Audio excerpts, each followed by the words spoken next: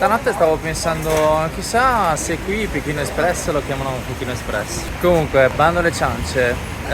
Oggi abbiamo un tour, andiamo sulla Grande Muraglia, una delle 7 meraviglie del mondo. Per me sarà la seconda dopo il Colosseo, tutto il resto devo ancora vederle. Siamo arrivati fortunatamente in tempo, le metro sono sempre super efficienti, nonostante quella di Pechino sia più vecchiotta. Abbiamo notato alle porte di tutte le stazioni metro questi sacchi di sabbia, questo perché una decina di giorni fa c'è stata un'alluvione molto forte, sono anche morte più di 30 persone. Il tour comprende un'ora e mezza di autobus direzione Muraglia, la zona dovrebbe chiamarsi Mutianiu, spero di averla pronunciata bene. Staremo lì intorno alle 4 ore dove pranzeremo anche, un bel pasto tradizionale.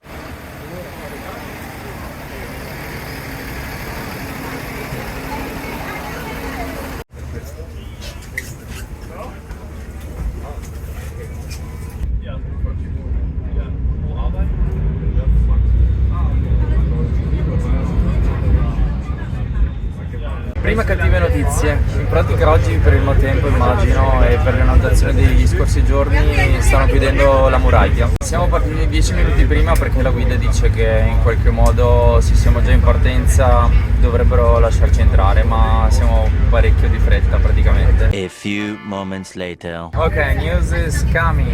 Oggi chiudono alle 2, quindi ci sta caldamente consigliando di visitare solo la parte ovest della muraglia. Magari questo brutto tempo scoraggerà tanta altra gente ad andarci e avremo la muraglia tutta per noi.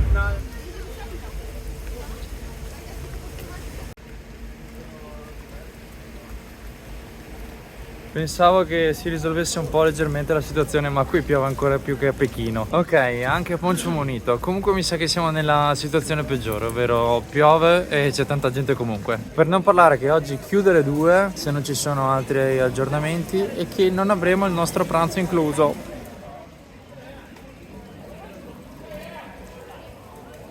24, 26, 27, 28.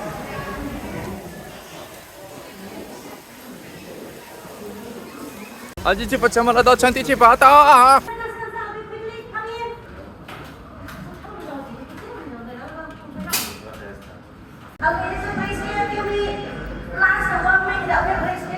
In teoria prima di salire sulle mura dovremmo fare una sorta di cerimonia del tè.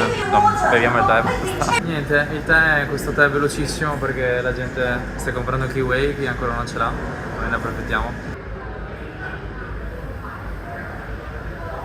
Aumenta sempre di più, non so neanche perché non le abbiano chiuse oggi le mura. Vivremo una bella avventura sott'acqua, in fondo al mare.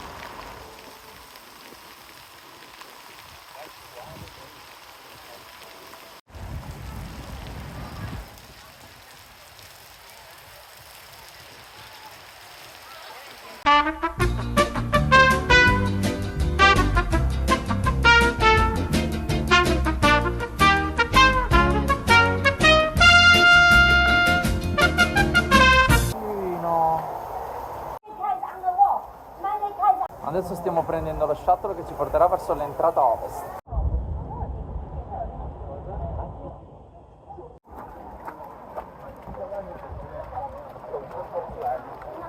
Abbiamo scoperto anche come sono fatti i biglietti della funivia, basta solo il passaporto. Comunque fortuna che ho portato gli occhiali perché qui c'è un'altissima probabilità di rimanere ciechi da un'ombrellata.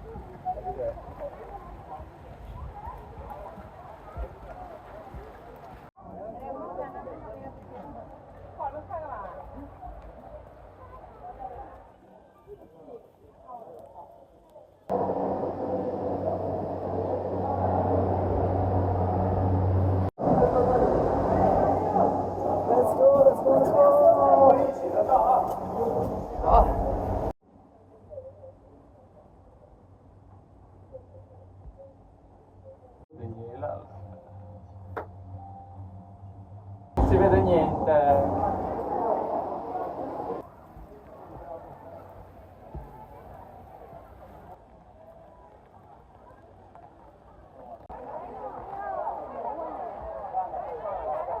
Sulla mappa che si è ripresa la guida c'era scritto tutto bello, con i numeri, le torri. Adesso dove cavolo dobbiamo andare?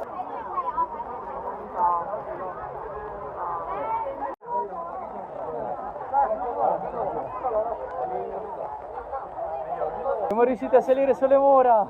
Adesso chi si ricorda che questo è l'ingresso dove siamo saliti?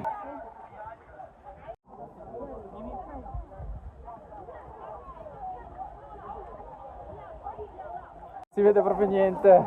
È proprio il caso peggiore che potessimo beccare.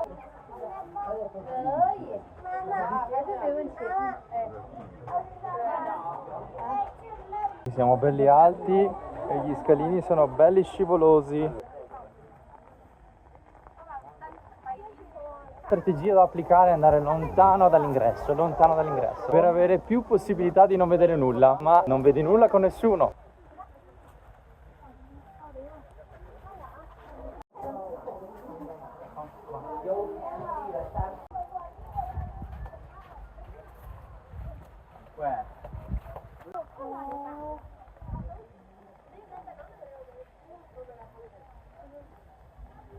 Pensate che ci hanno lavorato con questo tempaccio, forse anche peggio. È stata stimata che dovrebbe essere lunga oltre 10.000 km, praticamente quello che ha fatto il nostro volo è partito da Francoforte per arrivare a Shanghai. Benvenuti sulla Grande Muraglia! Paese della Sirenetta.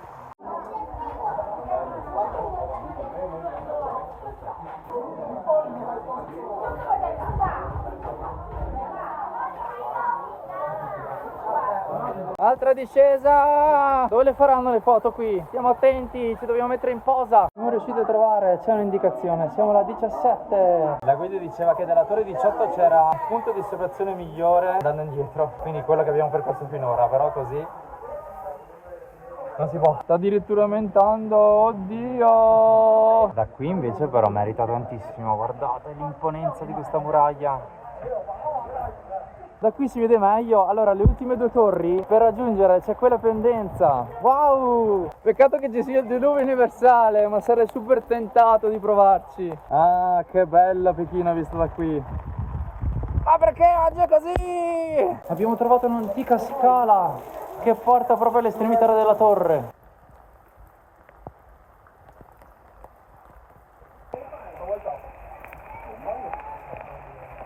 Mi sa che sarà l'unico momento in cui non avrà il poncio addosso.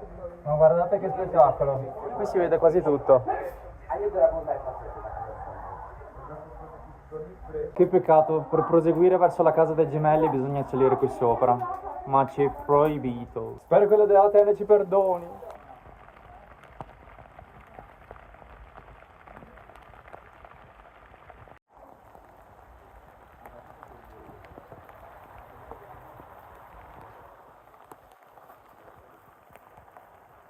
Ah, ma aspettate, ma quella è una porta segreta. Andiamo a toccarla.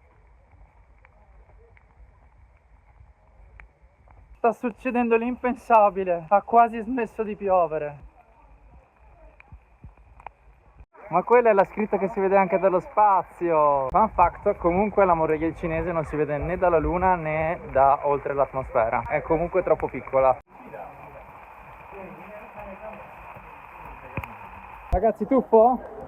Facciamo un bel tuffo? Ma guardate che bello senza le nuvole, si vede tutto. Fino all'ultima torre che abbiamo raggiunto. Chi c'è qui sotto nascosto? Mamma, piove tanto fuori. Questa invece è dal lato ovest, sempre andando verso destra. Che bella, immensa.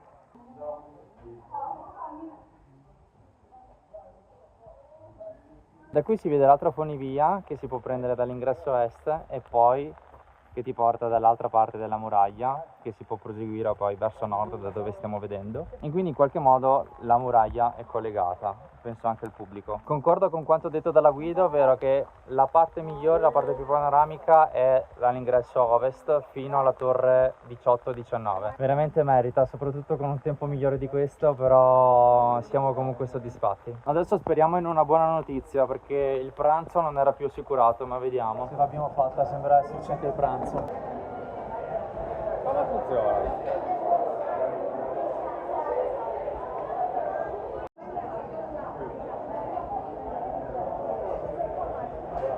Ragazzi, che fame e che bontà. Sembra di essere andati in piscina. Buon appetito.